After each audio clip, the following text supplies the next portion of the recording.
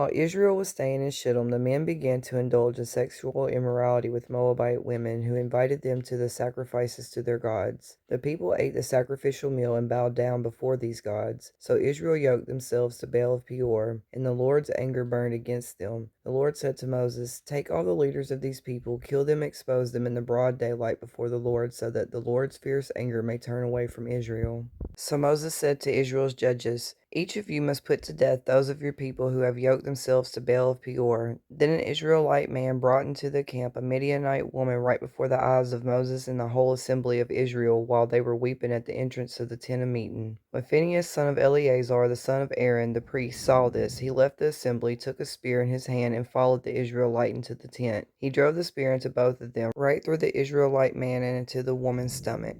Then the plague against the Israelites was stopped, but those who died in the plague numbered 24,000. The Lord said to Moses, "Phinehas, son of Eleazar, the son of Aaron the priest, has turned my anger away from the Israelites, since he was as zealous for my honor among them as I am. I did not put an end to them in my zeal. Therefore tell him I am making my covenant of peace with him. He and his descendants will have a covenant of lasting priesthood, because he was zealous for the honor of his God and made atonement for the Israelites." The name of the Israelite who was killed with the Midianite woman was Zimri, son of Salu, the leader of the Simeonite family, and the name of the Midianite woman who was put to death was Cozbi, daughter of Zur, a tribal chief of the Midianite family. The Lord said to Moses, "Treat the Midianites as enemies and kill them. They treated you as enemies when they deceived you in Peor incident involving their sister Cozbi, the daughter of a Midianite leader, the woman who was killed when the plague came as a result of that incident." After the plague, the Lord said to Moses and Eleazar, son of Aaron the priest, "Take a census of the whole Israelite community by families, all those 20 years old or more who are able to serve in the army of Israel." So on the plains of Moab by the Jordan across from Jericho, Moses and Eleazar the priest spoke with them and said, "Take a census of the men 20 years old or older, as the Lord commanded Moses." The total number of men of Israel was 601,730. The Lord said to Moses,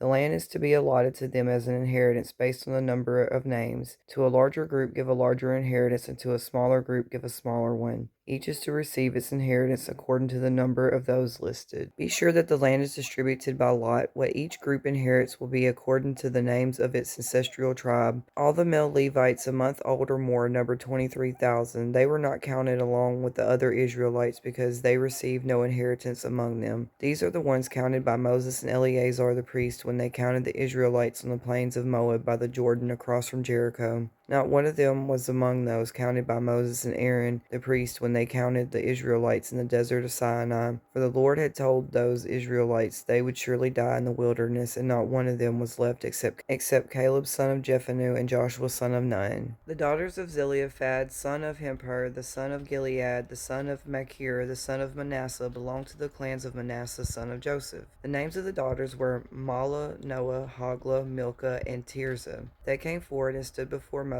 Eleazar the priest, the leaders of the whole assembly, at the entrance of the tent of meeting, and said, "Our father died in the wilderness. He was not among Korah's followers who band together against the Lord, but he died for his own sin and left no sons. Why should our father's name disappear from his clan just because he has no son? Give us property among our father's relatives." So Moses brought their case before the Lord. "What Zelophehad's daughters are saying is right. You must certainly give them property as an inheritance among their father's relatives, and give their father's inheritance to them. Say to the Israelites, if a man dies and leaves no son, give his inheritance to his daughter. If he has no daughter, give his inheritance to his brothers. If he has no brothers, give his inheritance to his father's brothers. If his father has no brothers, give his inheritance to the nearest relative in his clan, that he may possess it. This is to have the force of the law for the Israelites, as the Lord commanded Moses."